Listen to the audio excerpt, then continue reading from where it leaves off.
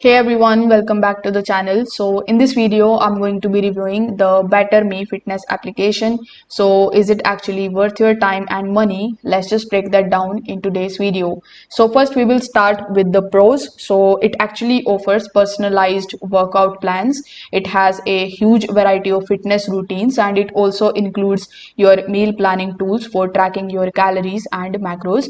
You can also track your progress and get motivational content, and you can join fitness challenges all in a clean, easy to use interface. Now if we talk about the cons, there are some users that find the subscription cost very high, and there are aggressive marketing tactics used by the website and pushy notifications, and the personalization isn't always accurate for everyone. Also, customer support has mixed reviews and the free trial terms can be confusing, so you need to read it carefully.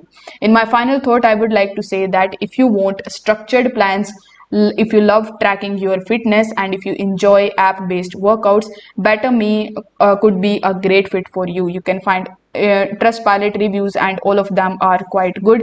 You will see a lot of reviews and overall it received 4.3 stars rating, so I would highly recommend it. Just make sure that you understand the cost before actually signing up for it.